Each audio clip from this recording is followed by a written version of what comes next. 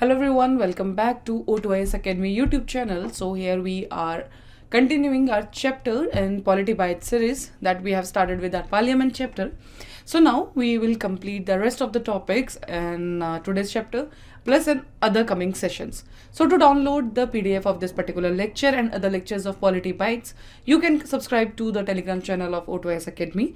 Plus you can also download the O2IS Academy app in which you will get all the PDFs of this Polity Bytes series. Plus you can also see other PDFs and lectures of other subjects of GS which can help you in your preparation. So let's start with today's lecture, that is Parliament. जो हमने last lecture किया था उसमें हमने किया था two types of houses, means we have completed in that particular session, that is Parliament part 1. Now Parliament का जो chapter आएगा that is will be in this form only, Parliament 1, 2, 3.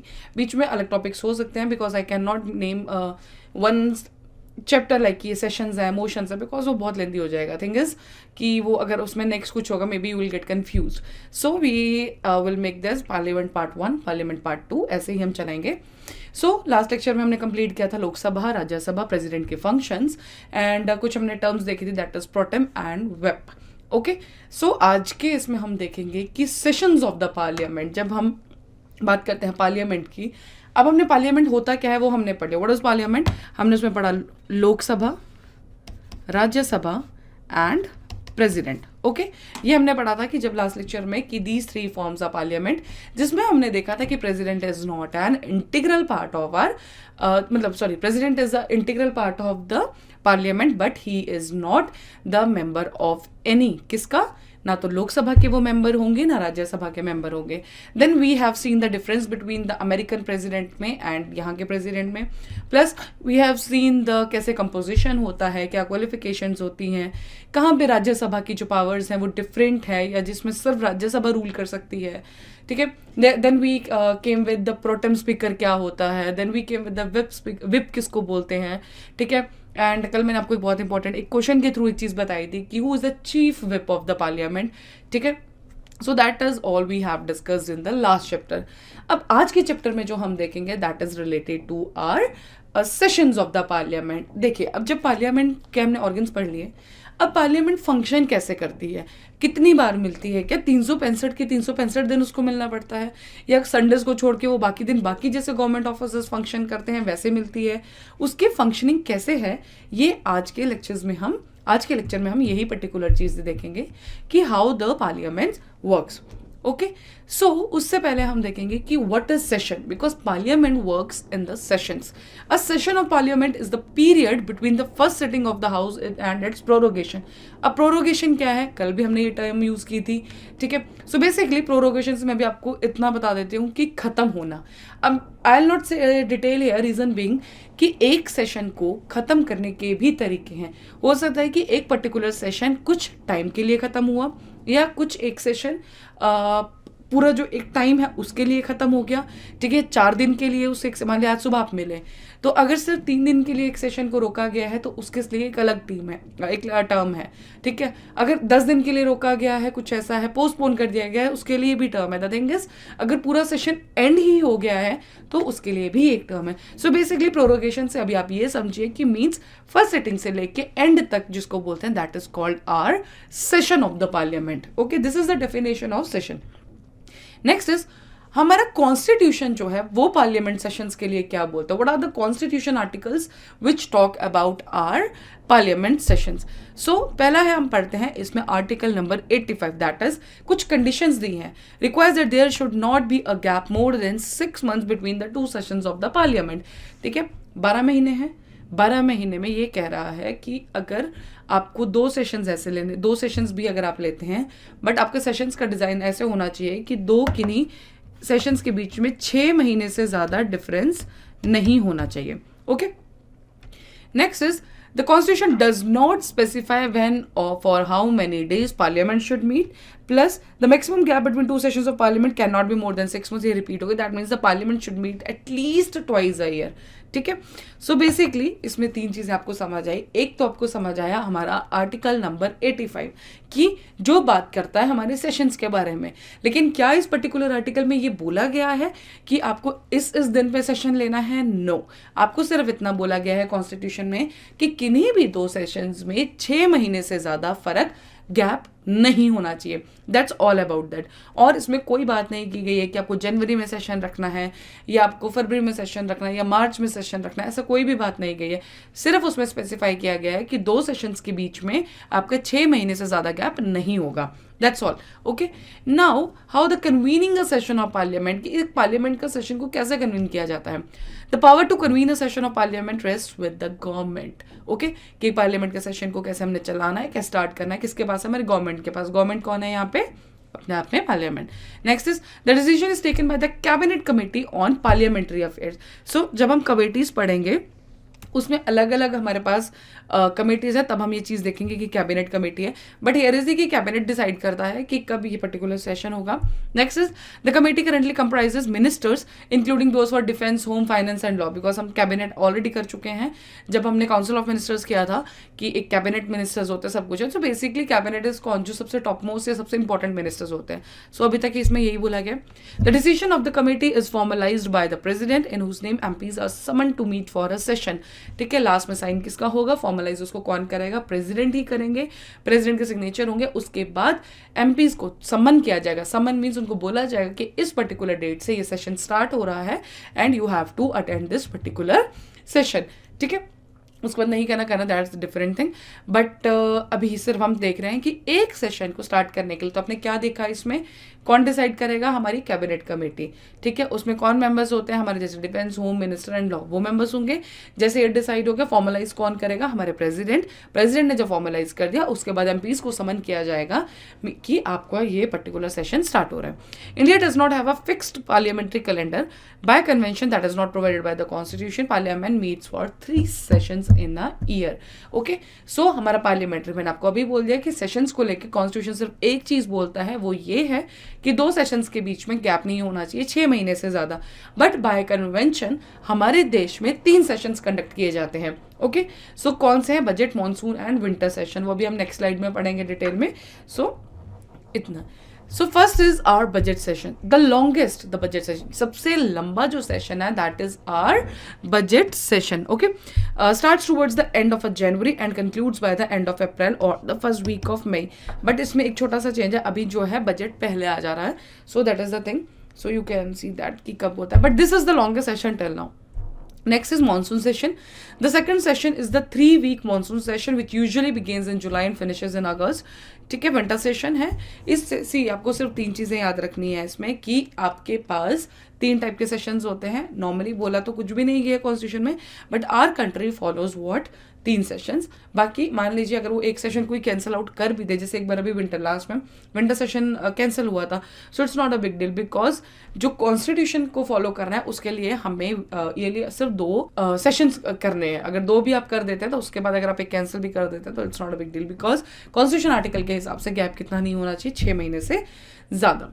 Now we will see some terms related to particular sessions. अभी जब हमने उसमें पढ़ा कि कैसे डिसाइड होता है कन्वीनिंग ऑफ द सेशन जब हम कर रहे थे, so we have seen one term the summon the MPs to attend the sessions, हमने उसमें ये चीज देखी थी। Okay, so here is the term summoning. इसका सिंपल सा meaning is the process of calling all members of the parliament to meet, कि आइए एक सेशन स्टार्ट होना है, सबको कॉल जाएगा, सबको फॉर्मलाइज एक लेटर जाएगा व्हाटएवर, ठीक है, कि इस पर्टिकुलर डेट से सेशन स्टार्ट हो रहा है and now you have to attend it. So summoning का मतलब क्या हुआ? इन सिंपल कॉलिंग, ठीक है, कि समन कर दिया कि अब आपको आना है। Next is the president summons each house of the parliament from time to time, this you already know. Next is okay, so now जब मैंने आपको बोला था कि एक सेशन को एंड करने के अलग तरीके हैं, सो जो वो तरीके या जो वो टर्म्स है that is adjournment, adjournment sine die and prorogation और डिसोल्यूशन। ये 4 टर्म्स हैं जो बात करती हैं हमारे पर्टिकुलरली एक सेशन को एंड करने के लिए। Okay, so in the case of the Lok Sabha, because अच्छा इसमें स्पेसिफिकली क्यों मेंशन है Lok Sabha, it is mention because Rajya Sabha dissolve नहीं होती है, because Rajya Sabha is a permanent house. Okay, तो किसके लिए एप्लीकेबल होगा, that is for our Lok Sabha. So पहली जो हमारी टर्म है that is the adjournment. Okay, तो एडजर्नमेंट का मतलब क्या है, terminates the sitting of the house which meet again at the time appointed for the next sitting. एक मीटिंग चल रही है, ठीक है, उसमें बोल दिया गया कि 10 दिन के लिए जो ये पर्टिकुलरली मीटिंग है उसको एडजर्न करते हैं और 11वें दिन हम मिलेंगे, दैट इज कॉल्ड एडजर्नमेंट। इस पर्टिकुलर सिटिंग को, सेशन क्या हुआ, हमने पढ़ा बजट सेशन, मॉनसून सेशन, ठीक है, और winter session. See the difference, जब बात आएगी सेशन की तो सेशन हो सकता है चले 3 मंथ्स के लिए। ओके, सेशन चलेगा 3 महीने के लिए, लेकिन सेशंस में डिफरेंट सिटिंग्स हो सकती हैं। जरूरी थोड़ा नहीं है कि आप एक बार बैठ के एक ही सिटिंग में सारा कंप्लीट हो जाएगा। जो एक चीज 3 महीने चलेगी, we are just taking an example कि एक सेशन 3 महीने के लिए डिसाइड किया गया है या उसका टाइम रखा गया है, सो उसमें डिफरेंट सिटिंग्स होगी। तो एक सिटिंग को अगर आपने दूसरी सिटिंग से एक स्पेसिफाइड टाइम के साथ रोका है कि आपने उनको बता दिया कि जी हम 10 दिन के बाद मिलेंगे, 10 दिन के लिए इस हाउस की मीटिंग को रोका जाता है, then it is called adjournment. ठीक है, एज सिंपल एज दैट। जब आपको पता है कि अब मुझे अगली बार कब आना है, then it is called adjournment. Next is the postponement may be for a specified time such as hours, day or week, but the thing is specified time। ये आपको ध्यान रखना है कि time should be specified, आपको पता होना चाहिए। because I'm just stressing out here because अगला जो है that is also adjournment but signed है। उसमें क्या मतलब है, आप पहले adjournment समझ लिए, तो adjournment के साथ आपको ध्यान रखना है कि time should be specified। Next is adjournment signed है, ये बोलता है it entails calling a halt to a parliament session for an indefinite amount of time। Fine, इसमें आपको क्या होगा कि सिटिंग को रोका तो जाएगा बट यू डोंट नो कि कितने टाइम बाद आपको आना है। Refers to when the house is adjourn without specifying a date for reassembly. Next is the speaker of Lok Sabha or chairman of Rajya Sabha declares the house adjourn sine die when the business of session is completed. मान लीजिए एक particular चीज के लिए आपको हमने सोचा था कि हाँ इस पर्टिकुलर बिजनेस के लिए हम हाउस की मीटिंग बुलाएंगे, वो कंप्लीट हो जाए तो साइंड है। हो सकता है जब तक अगला बिजनेस आएगा तब वो दोबारा बोलेंगे कि जब अगला बिजनेस आएगा तब वो दोबारा सेटिंग बुला सकते हैं, but the thing is for that time being अब अगला बिजनेस कब आएगा वो किसी को नहीं पता। ठीक है, सो आप ऐसे समझे, लेकिन आपको इसमें बस इतना समझना है कि जब बात आएगी एडजर्नमेंट की देन टाइम इज स्पेसिफाइड, लेकिन जब बात आएगी एडजर्नमेंट साइंड आएगी सो आपको उसका टाइम नहीं पता है कि आपको अगली बार कब मिलना है। Okay, now next is prorogation, जो हम कल से अभी तक तीसरी बार पढ़ चुके हैं। Now we will study in detail कि प्रोरोगेशन का मतलब क्या होता है। सो बेसिकली प्रोरोगेशन का मतलब है एंड, कि जो 3 महीने का सेशन था यहाँ से स्टार्ट हुआ था, यहाँ खत्म होना था। ठीक है, बीच में छोटा बार कभी सिटिंग्स रुकी गई थी, 1 सिटिंग, 2 सिटिंग, 3 सिटिंग, तो ये जो एंड है उसको बोलते हैं प्रोरोगेशन। और जो यहाँ पे स्पेसिफाइड टाइम के लिए रोका गया था उसको बोलते हैं एडजर्नमेंट। लेकिन इसमें जब टाइम स्पेसिफाइड नहीं है then is adjournment sine die. Okay, so basically prorogation is the end of a session. Prorogation puts an end to a session, same repeated. The time between the prorogation and reassembly is called recess. अगला session भी तो आएगा, then it's called recess. Prorogation is the end of session, not the dissolution of the house. ये this is very important. ठीक है, क्यों, एक minute देख लेते हैं पहले complete. Well the house is in session the president has the power to prorogate it. Prorogue कौन करता है, समन प्रोरोग। हमने कल देखा था कि what are the functions of the president, तो हमने एक टर्म पढ़ी थी समन प्रोरोग। ठीक है, तो दिस इज द थिंग। लेकिन प्रोरोगेशन का मतलब ये नहीं हुआ कि डिसोल्यूशन ऑफ द हाउस। अब डिसोल्यूशन क्या है that we will see in the next slide. So dissolution है, a dissolution ends the term of the existing house and thus the new house is constituted after general elections being held. ठीक है, तो पहले आप इस slide को देख लो, उसके बाद हम एक बार फिर रिवाइज करते हैं। The dissolution of the Lok Sabha may take place in either of the 2 ways such as expiry of its tenure of 5 years or the term as extended during a national emergency which is called automatic dissolution। हमने पढ़ा था कि emergency के time पे लोकसभा की 1 साल के लिए हम टाइम लिमिट बढ़ा देते हैं। Next is whenever the president decides to dissolve the house which he she is authorized to do। तो बेसिकली आपने क्या पढ़ा अभी इससे पहले जो हमने देखे, सो हम इसमें हम क्या चीज़ देखा कि हमने जो टर्म्स देखे हैं, just we will revise this. हमने पढ़ी एक summon, fine, then adjournment sine die, then prorogue and then dissolution. एक सेशन है, उसमें 3 मीटिंग्स होनी है, विल जस्ट ऐड 3 मीटिंग्स होनी है, फर्स्ट, सेकंड, आप ऐसे देखिए, एंड थर्ड। जब फर्स्ट मीटिंग को स्टार्ट करना था तो उससे पहले जो होगा that is called summon. Okay, summon के बाद क्या होगा, फर्स्ट मीटिंग होगी, लेकिन अब स्पीकर ने बोल दिया कि अब हम मिलेंगे 10 दिन के बाद, house is adjourned for 10 days, उसको हम बोलेंगे एडजर्नमेंट। फिर सेकंड मीटिंग में वो मिले, सेकंड मीटिंग में उसने बोला कि हाउस इज एडजर्न्ड, लेकिन टाइम स्पेसिफाई नहीं है कि पर्टिकुलरली हमें कब मिलना है दोबारा, then it's called adjournment sine die. अब क्या हुआ कि तीसरी मीटिंग भी होगी, 3 मीटिंग्स हमने डिसाइड की थी, अब इस हाउस का, अब इसका काम खत्म हो गया तो एक सेशन, तो इसको क्या बोलेंगे, प्रोरोग। ठीक है, तो वो कौन करेगा, प्रेसिडेंट। ये कौन करेगा, स्पीकर करेगा, जो हेड कर रहा होगा सिटिंग को वो करेगा। But when it comes to the summon and prorogue, तो वो कौन करेगा, वो करेंगे हमारे प्रेसिडेंट। फिर आते हैं हमारे पास टर्म डिसॉल्यूशन। डिसॉल्यूशन का मतलब है कि जो पर्टिकुलर हाउस है, लोकसभा है, वो अब हाउस ही खत्म हो गया, मतलब अब मेंबर्स ही चेंज हो जाएंगे, या तो 5 साल के इलेक्शंस खत्म हो गए हैं, या इमरजेंसी थी वो हटा दी थी, 1 साल के लिए बढ़ाई थी, बट अब वो खत्म हो चुकी है। So that is all about ये जो हमारी टर्म्स थे, summon, prorogue, adjournment sine die, ये सब चीजें। Now the next term is quorum. Okay, quorum refers to the minimum number of the members required to be present for conducting a meeting of the house. इसका मतलब है कि मान लीजिए एक मीटिंग है, लोकसभा की है चाहे राज्यसभा की है, कोई भी मीटिंग स्टार्ट करने के लिए मिनिमम नंबर दिया जाता है कि इतने लोग तो एटलीस्ट होने चाहिए, और वो नंबर कितना फिक्स किया गया है, दैट इज फिक्स्ड एट 1/10। अब आपको देखना है कि लोकसभा के, राज्यसभा के 1/10 मेंबर अगर प्रेजेंट होंगे तभी आपका जो क्या होगा, सिटिंग की जाएगी। ठीक है, sorry. Next is the constitution has fixed 1/10 strength as the quorum for both Lok Sabha and Rajya Sabha. To conduct a sitting of Lok Sabha there should be at least 55 members. ठीक है, अब आपको पता होना चाहिए कि टोटल मेंबर्स का, टोटल मेंबर्स का 50 कितना हुआ, 550 टोटल हैं, तो आपके कितने हो गए, 55। देन कंडक्ट, और राज्यसभा में कितने चाहिए उनको, 25 मेंबर्स।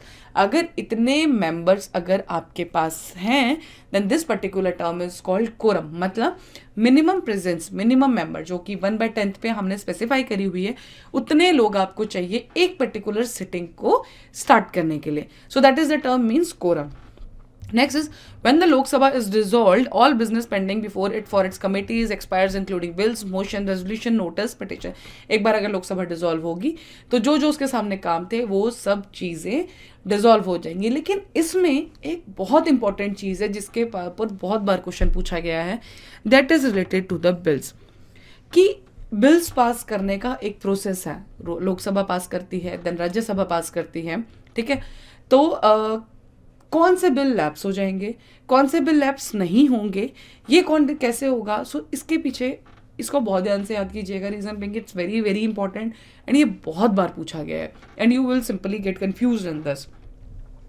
सो पहला जो है, all bill a bill pending in Lok Sabha lapses whether originating in the Lok Sabha or transmitted to it by Rajya Sabha. तो सिंपल सा इसका मतलब है कि जो बिल लोकसभा में है, मान लीजिए राज्यसभा ने इंट्रोड्यूस किया और वो लोकसभा के पास आया पासिंग के लिए, ठीक है, और लोकसभा के पास आया है पास के लिए, लेकिन वहाँ पे उससे पहले ही लोकसभा की डिसॉल्व हो जाती है, तो वो पर्टिकुलर बिल डिसॉल्व हो जाएगा, वो बिल लैप्स हो जाएगा, खत्म हो जाएगा। उस पर्टिकुलर बिल को अब दोबारा से आपको स्टार्ट करना पड़ेगा। ठीक है, तो bill pending in Lok Sabha lapses. See ये बहुत इंपॉर्टेंट है, 5-6 पॉइंट्स है, but they are very very very important. Next is a bill passed by Lok Sabha but pending in Rajya Sabha lapses. Lok Sabha ने पास कर दिया है और राज्यसभा में है और वो पेंडिंग है, तो वो भी लैप्स कर जाएगा। Next is a bill not passed by the 2 houses. Due to disagreement and if the president has notified the holding of a joint sitting before the dissolution of Lok Sabha does not lapse. दोनों houses ने मान लो नहीं पास किया है, disagreement चल रहा है, president ने ज्वाइंट सिटिंग के लिए बोला गया है, तो कौन सा बिल, तो बिल क्या होगा, लैप्स नहीं होगा। तो हमें पहला पॉइंट मिला डज नॉट वाला, दैट इज ज्वाइंट सिटिंग। अगर ज्वाइंट सिटिंग बोली गई है तो हमारा बिल लैप्स नहीं होगा, ठीक है। Then next is a bill pending in Rajya Sabha but not passed by Lok Sabha does not lapse. Rajya Sabha में बिल है, मतलब राज्यसभा ने ही स्टार्ट किया है, लोकसभा तक वो पहुंचा ही नहीं है, ठीक है। जो हमने पहला पॉइंट पढ़ा था, see this point is different, इसमें था कि राज्यसभा ने उसको पास कर दिया है, ठीक है, या फिर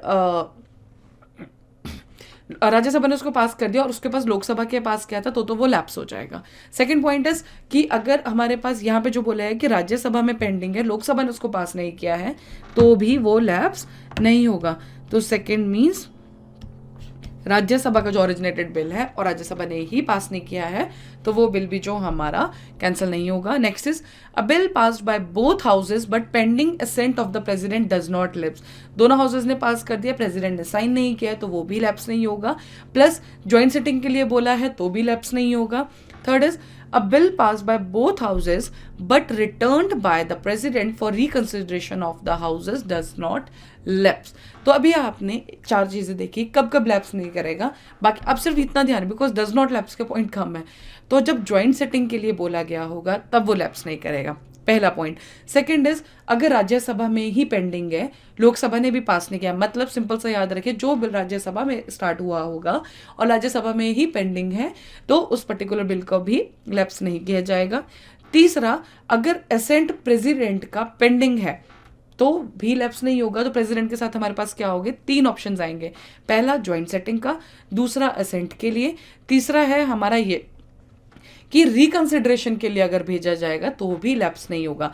तो आपको डज नॉट याद रखना है, तो डज नॉट याद रखने के लिए आप इतना याद रखिए कि प्रेसिडेंट की तीन कंडीशंस, आई थिंक यहाँ पे ओके, एक तो आ गई ज्वाइंट सिटिंग, एक आ गई एसेंट और एक आ गई रिकंसिडरेशन। तो ये तीन चीजें हैं जिसमें आपका बिल लैप्स नहीं होगा, प्लस एक बिल जो राज्यसभा ने ही ओरिजिनेट किया और उसी में अगर पेंडिंग है तो वो पर्टिकुलर बिल भी हमारा लैप्स नहीं होगा। So that was all about these conditions, but please इसको जरूर रिवाइज किएगा बिकॉज इसमें बहुत बार क्वेश्चन आया हुआ है बिल्स के ऊपर, because it is bit confusing. आप कंफ्यूज हो जाओगे कि कब लोकसभा से पास या लोकसभा पेंडिंग या राज्यसभा पास और राज्यसभा पेंडिंग पे बिल पास होगा या नहीं होगा। तो I think this is the simplest way to remember the thing कि प्रेसिडेंट की आप तीन कंडीशंस याद रखिए। ज्वाइंट सिटिंग के लिए कौन रिकमेंड करता है, ज्वाइंट सिटिंग करते हैं प्रेसिडेंट, एसेंट कौन देगा, प्रेसिडेंट। तीसरा, रिकंसिडरेशन के लिए कौन भेजेगा, प्रेसिडेंट। तो इन तीनों कंडीशंस में अगर बिल होगा तो वो लैप्स नहीं होगा। प्लस एक कंडीशन आपको याद रखनी है कि राज्यसभा में बिल पेंडिंग है और लोकसभा ने पास नहीं किया है, मतलब बिल कौन ओरिजिनेट करेगा, किसने स्टार्ट किया होगा, राज्यसभा ने। तो अगर जो बिल राज्यसभा ने स्टार्ट किया उसमें ही पेंडिंग है तो वो पर्टिकुलर चार टाइप में है जो बिल हमारे कभी लैप्स नहीं होंगे अगर हमारा हाउस भी डिसॉल्व हो जाए। कौन सा हाउस डिसॉल्व होता है, Lok Sabha, because Rajya Sabha is a permanent house, तो वो डिसॉल्व नहीं होगा। Now next is lame duck session. अब see these are the terms जो अब हम पढ़ते तो हैं बट नॉर्मली हम नहीं सुनते हैं, ठीक है। सो बेसिकली आपको ये चीज़ें याद रखनी है because you never know what can be the part of your question now coming exams. So the last session of the existing Lok Sabha after a new Lok Sabha has been elected is referred to as the lame duck session. Last जो पिछली जो लोकसभा थी उसका जो last session है और जो लोकसभा नई जो बन चुकी है तो लास्ट सेशन को हम बोलते हैं lame duck session.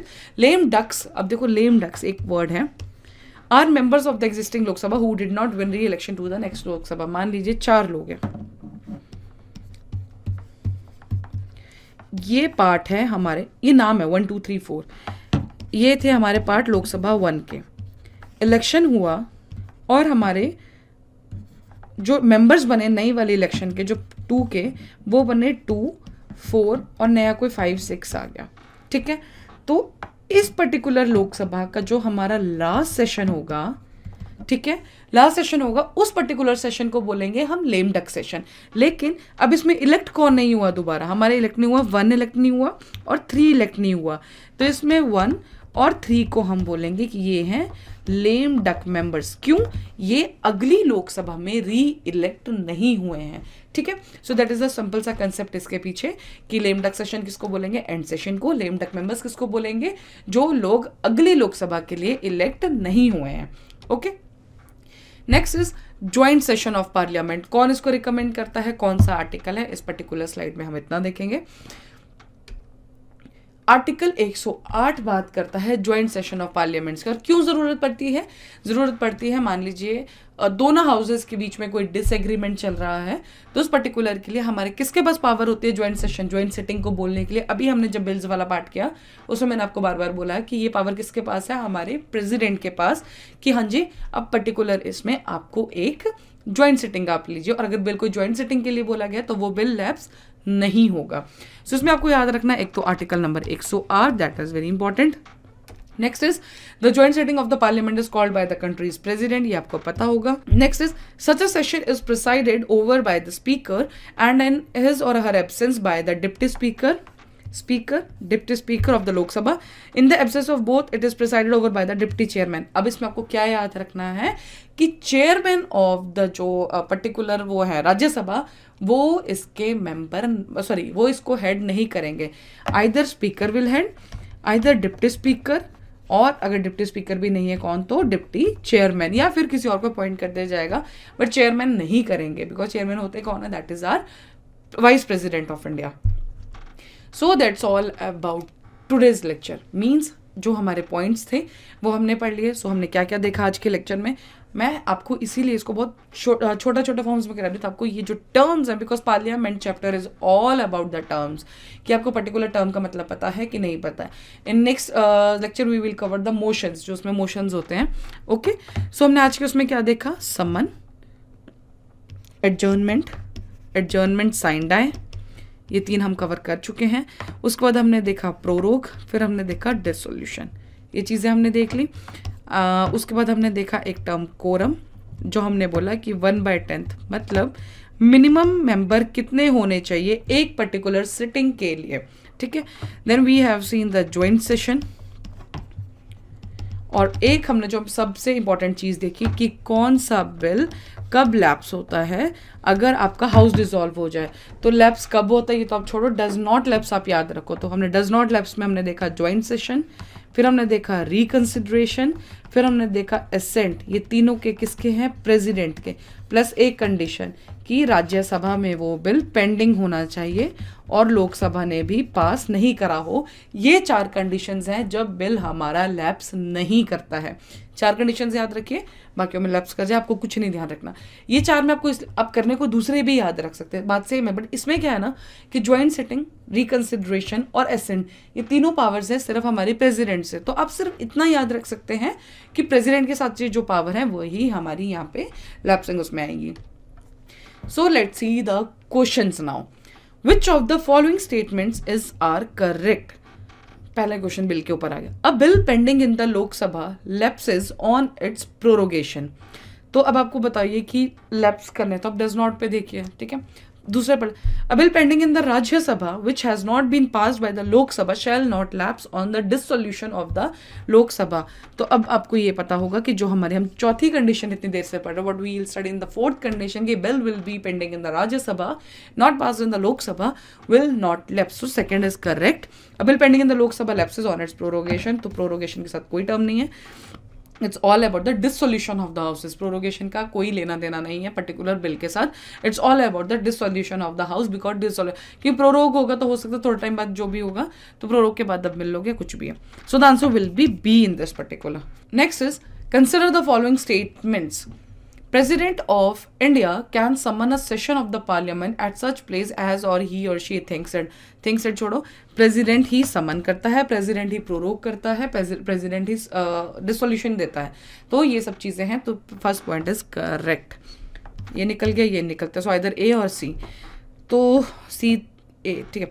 The constitution of India provides for 3 sessions of the parliament in a year but it is not mandatory to conduct all 3 sessions. सही है ये तो। No it's wrong, because constitution of India ने ऐसा कुछ भी नहीं बोला है कि 3 सेशंस हैं.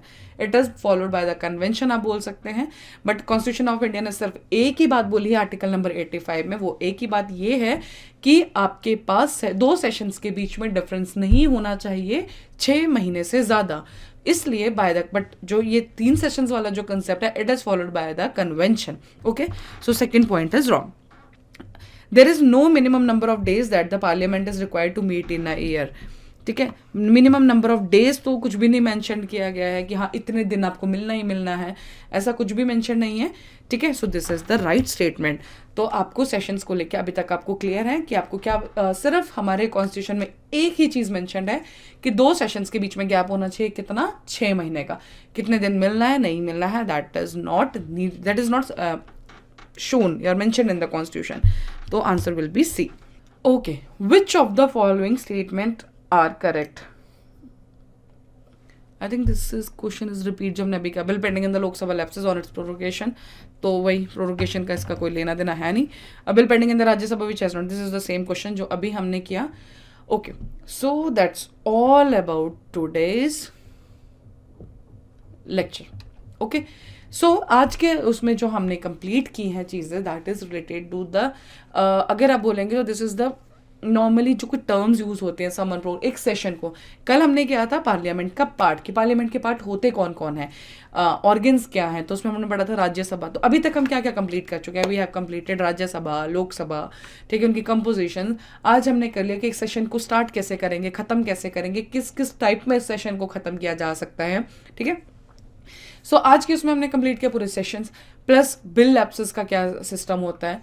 सो that is all about these lectures. I am just hoping कि आप इतना छोटे छोटे पार्ट में अगर आप करते रहेंगे तो आपको कुछ कंफ्यूजन नहीं होगा. हाँ, एक जब अभी हमने रिवाइज करे तो so we have studied one more term that is lame duck. तो लेम डक मेंबर्स किसको बोलते हैं, लेम डक सेशन किसको बोलते हैं, लेम डक सेशन किसको बोलते हैं, पिछली लोकसभा का last session. Lame duck members कौन होते हैं? जो पिछली लोकसभा से अगली लोकसभा में लोग इलेक्ट नहीं हुए हैं, उनको हम बोलते हैं lame duck members. Okay, so that's all about this particular lecture. आप इसको रिवाइज कीजिए. नेक्स्ट लेक्चर में I think will cover about the devices of the parliamentary proceedings. Session हमने कंप्लीट कर लिया. हम अभी जो चल रहे हैं, पहले हमने पढ़ा parliament, we have studied parliament. उसके बाद हमने देखा कि इसके अंदर एक पार्ट और है जो उसका फंक्शन था, दैट इज आवर सेशंस. लेकिन अब ये सेशन का फंक्शन कैसे होता है, ठीक है, ये चलते कैसे हैं, इसका फंक्शन क्या है, वो अब हम देखेंगे एंड उसको देखेंगे अब हम नेक्स्ट लेक्चर में. So that's all about today's lecture. Thank you so much. To download the PDF and do revise this. ये टर्म्स कंफ्यूजिंग हैं. अगर आप एक बार इसको साथ साथ अभी रिवाइज नहीं करेंगे 2-3 बार, so you will get confuse with this. Okay, so download the app और टेलीग्राम चैनल में सब्सक्राइब कीजिए, उससे आप डाउनलोड कीजिए PDFs and you just revise this again and again. Thank you so much. Hope you just like this lecture and this particular Polity Bytes series.